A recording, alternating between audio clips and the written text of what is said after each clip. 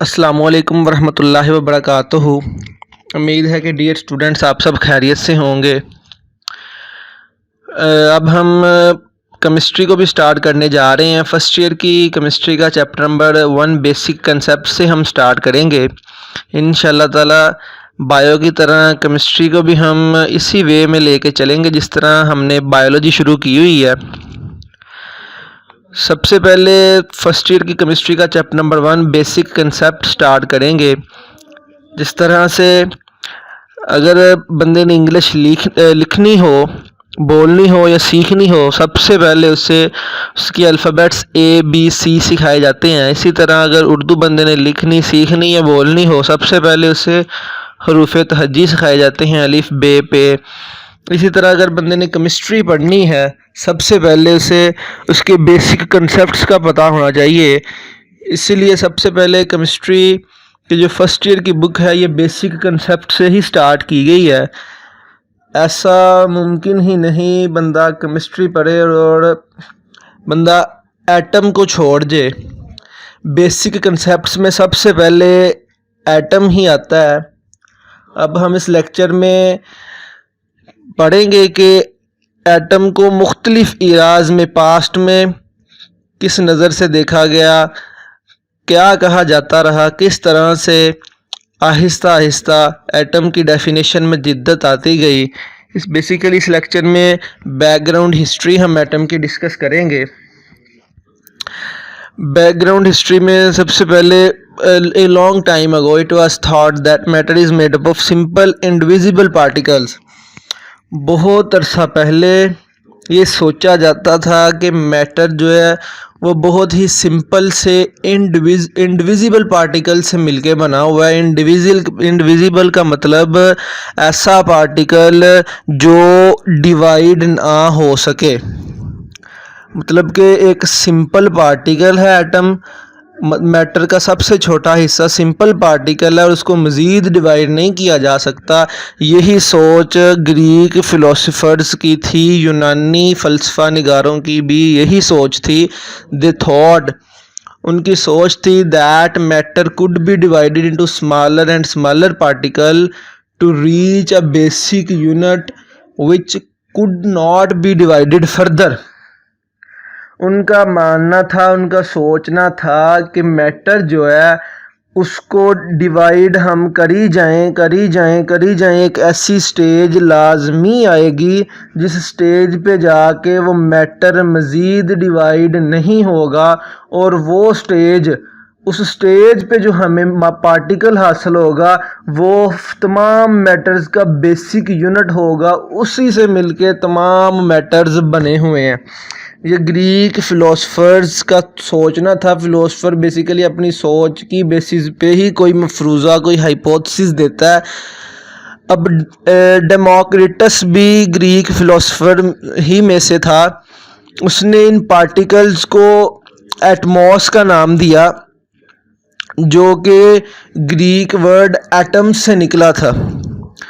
अब यूनानी ज़बान में, ग्रीक लैंग्वेज में ऐसी चीज़ जिसे मज़ीद डिवाइड ना किया जा सके उसके लिए वर्ड एटमॉस यूज़ किया जाता था। उसी से वर्ड एटमॉस लिया गया और इंग्लिश लैंग्वेज में एटमॉस का मतलब इंडिविजिबल है, मतलब कि ऐसी चीज़ जो मज़ीद डिवाइड ना की जा सके।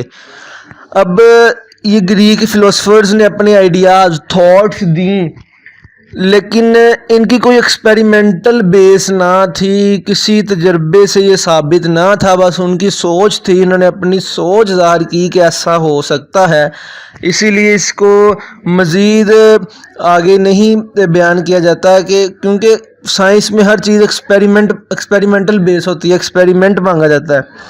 चूँकि ये एक्सपेरिमेंटल बेस ना थी इसलिए इसे इतनी अहमियत ना मिल सकी। बाद में 17th सेंचुरी के एंड पे, लेट 17th सेंचुरी के एंड पे quantitative study of composition of pure substance, जब प्योर सब्सटेंस की कंपोजिशन की स्टडी की गई और कंपोजिशन की स्टडी के बाद उनकी क्वांटिटी को जाना गया कि प्योर सब्सटेंस में उनकी पहले कॉम्पोजिशन को जाना गया, बाद में उनमें मौजूद जो भी पार्टिकल्स पाए गए उनकी क्वांटिटी को मेजर किया गया, उनकी क्वांटिटेटिव स्टडी की गई। उसने ये राज अफशा किया, ये बात खोल कर बयान की। डिस्क्लोज का मतलब राज अफशा किया दैट फ्यू एलिमेंट्स के चंद ही elements were the components of many substances के चंद ही ऐसे एलिमेंट हैं जो कि तमाम बहुत सारे सब्सटेंसेस का हिस्सा हैं। मतलब कि सब्सटेंसेस में कोई ना कोई ऐसे पार्टिकल्स हैं जो मिलके मुख्तलिफ सब्सटेंसेस बनाते हैं, वही डिफरेंट वे से डिफरेंट पैटर्न से आपस में मिलते हैं और सब्सटेंसेस चेंज हो जाती हैं। उनके डिफरेंट पैटर्न मिलने से कभी कभार कोई और सब्सटेंस बन जाता है, कभी कभार कोई और सब्सटेंस बन जाता है। उन्होंने कहा कि चंद ही एलिमेंट्स थे जो कि बहुत सारे सब्सटेंसेस में पाए जा रहे थे, उनको मिले जब क्वांटिटेटिव स्टडी की गई लेट 17th सेंचुरी में। अब 17th सेंचुरी में ही ये भी इन्वेस्टिगेट किया गया कि एलिमेंट्स किस तरह से कंबाइन हो के कंपाउंड्स बनाते हैं। Also investigated how elements combine to form compounds and how compounds could be broken down into constituent elements, और किस तरह से जो compounds हैं उनको तोड़ा जाए, इस तरह से तोड़ा जाए कि उन जिन elements से वो मिलके बने हैं वही हमें हासिल हो जाए। इसकी भी इन्वेस्टिगेशन की गई 17th सेंचुरी में। अब उसके बाद जॉन डाल्टन का इरादा है। जॉन डाल्टन बेसिकली एक इंग्लिश स्कूल टीचर था। उसने इन दो लॉज की बेसिस पे एटम की एग्जिस्टेंस को बयान किया। पहला law of conservation of mass है, मैटर है।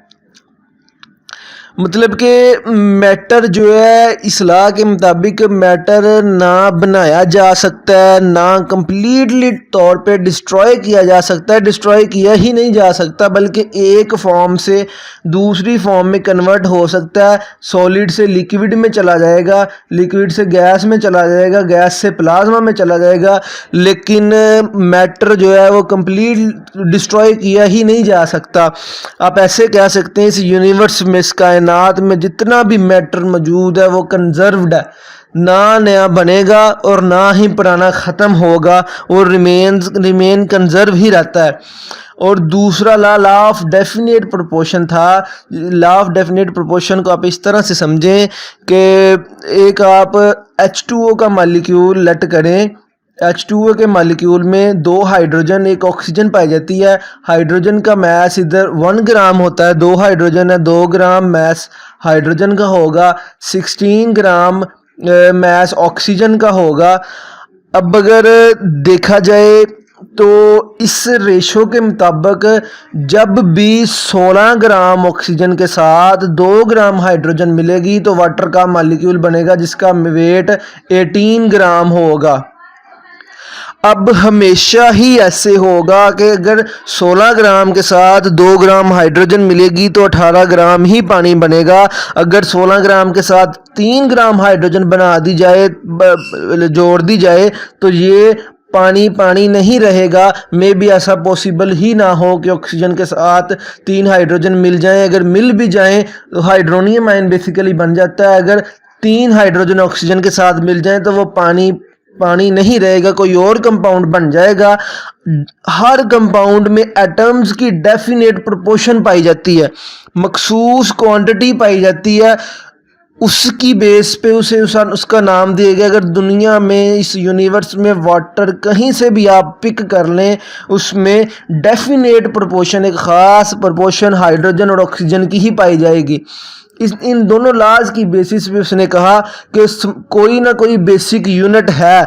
अब इनकी डेफिनेट प्रोपोर्शन है एटम्स की, इसका मतलब इनकी प्रोपोर्शन की बेसिस पे मुख्तलिफ कंपाउंड्स या मालिक्यूल्स बन रहे हैं। इसकी बेसिस पे उसने कहा कि कोई ना कोई ऐसा बेसिक यूनिट है जिनके मिलने से बाद में मज़ीद मैटर बनता है।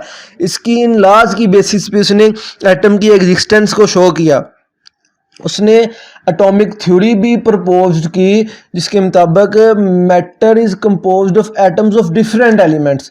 मैटर जो है वो डिफरेंट एलिमेंट्स के एटम से मिलके बना हुआ है। ये उसने एटॉमिक थ्योरी पेश की। अब एटम की डेफिनेशन बेसिकली इधर देखें तो एटम स्मॉलेस्ट पार्टिकल है ऑफ मैटर। मैटर का स्मॉलेस्ट पार्टिकल है विच मे और मे नॉट एग्जिस्ट इंडिपेंडेंटली। अब एटम इंडिपेंडेंटली एग्जिस्ट कर भी सकता है और नहीं भी कर सकता। जैसे हम नोबल गैसेस पे जाएं, नियॉन, हीलियम वगैरह, ये इंडिपेंडेंटली एग्जिस्ट करती हैं। ये भी एटम्स हैं, इंडिपेंडेंटली एग्जिस्ट करते हैं। इसी तरह अगर इंडिपेंडेंटली जो एग्जिस्ट नहीं करते, इनकी एग्जांपल में ऑक्सीजन का एक एटम, ऑक्सीजन हमेशा मॉलिक्यूल की शक्ल में O2 की फॉर्म में पाई जाती है। ओ कभी नहीं आप देखेंगे ओ की फॉर्म में ऑक्सीजन पाई ही नहीं जाती, ये इंडिपेंडेंटली एग्जिस्ट नहीं कर सकती। और यही जो स्मॉलेस्ट पार्टिकल हैं यही केमिकल रिएक्शन में टेक पार्ट करते हैं। जब भी आप कोवेलेंट बॉन्ड को पढ़ेंगे आप कहेंगे दो एटम्स के दरमियान म्यूचुअल शेयरिंग ऑफ इलेक्ट्रॉन हुई, एटम्स के दरमियान हुई। केमिकल रिएक्शन में एटम ने टेक पार्ट किया। आयनिक बॉन्ड बन रहा है, एक एटम ने इलेक्ट्रॉन लूज किया, दूसरे ने गेन किया। एटॉमिक फॉर्म पे जाके बात की, एटम ने इलेक्ट्रॉन लूज किया, एटम ने गेन किया। अब एटम ही केमिकल रिएक्शंस में टेक पार्ट करते हैं। अब मॉडर्न रिसर्च के मुताबिक एटम जो है वो उसमें इलेक्ट्रॉन भी होते हैं, प्रोटॉन भी होते हैं, न्यूट्रॉन भी होते हैं, हाइड्रॉन्स भी होते हैं, न्यूट्रिनो भी होते हैं, एंटी न्यूट्रिनो भी होते हैं। ये सब एटॉमिक पार्टिकल्स हैं, एटम के अंदर पाए जाने वाले तमाम पार्टिकल्स हैं। एक अंदाजे के मुताबिक 100 से ज़्यादा पार्टिकल्स एटम में पाए जाते हैं, लेकिन इन 100 में से इलेक्ट्रॉन, प्रोटॉन और न्यूट्रॉन ही इनको फंडामेंटल पार्टिकल समझा जाता है। ये हर एटम में पाए जाएंगे। इनमें से में भी ऐसा मुमकिन है इनमें से कुछ पार्टिकल्स कुछ एटम्स में पाए जाएं और कुछ पार्टिकल्स कुछ एटम्स में ना पाए जाएं, लेकिन इलेक्ट्रॉन, प्रोटॉन और न्यूट्रॉन हर एटम्स में पाए जाते हैं। इनको फंडामेंटल सब एटॉमिक पार्टिकल्स कहा जाता है। अब जे बेrzelius का थोड़ा सा वर्क देख लेते हैं। ये एक स्वीडिश केमिस्ट था। इसने सबसे पहले determine the atomic message of element. इसने एटॉमिक एलिमेंट्स के एटॉमिक मैसेज को डिटरमाइन किया। इसने उस दौर में 17 या 80s की बात है, उस दौर में इसने जो भी एटॉमिक मैसेज डिटरमाइन किए थे उनकी जो वैल्यूज़ आई थी वो जो आज मॉडर्न हमने एटॉमिक मैसेज फाइंड किए हुए हैं उनके बहुत क्लोज है। इतनी देर पहले भी उसने जो एटॉमिक मैसेज फाइंड किए थे उनकी वैल्यू आज के जो मौजूद एटॉमिक मैसेज हैं उनके बिल्कुल क्लोज है, बिल्कुल आसपास ही आती है। उसी बंदे ने जे बेrzelius ने ही ये सिस्टम बनाया था कि एलिमेंट्स को सिंबल से ज़ाहिर किया जाए। अब उस एलिमेंट्स के नाम लिखने बैठ जाएं पीरियोडिक टेबल में तो वो बहुत बड़ा पीरियोडिक टेबल बन जाए। कोई शेप कोई उसका मतलब कि कोई सिमेट्रिकल नहीं होगा, कोई इतना अच्छा नहीं लगेगा। जब सिंबल्स के तौर पे पीरियोडिक टेबल में लिखा जाए तो पीरियोडिक टेबल की एक मखसूस शेप है, देखने भी अच्छा लगता है। इसी बंदे ने एलिमेंट्स को सिंबल देने का सिस्टम मुतारफ़ करवाया था जे बेrzelius ने। तो डियर स्टूडेंट्स, ये एटम का कुछ बैकग्राउंड हिस्ट्री थी। इंशाल्लाह अगले लेक्चर में हम मज़ीद आगे एविडेंस ऑफ एटम वाला टॉपिक स्टार्ट करेंगे। उम्मीद है कि आपको ये एटम की बैकग्राउंड हिस्ट्री के बारे में अच्छे से समझ लग गई होगी। आज के लिए डियर स्टूडेंट्स इतना ही। अपना बहुत सारा ख्याल रखिएगा। अस्सलामु अलैकुम वरहमतुल्लाहि वबरकातुहू।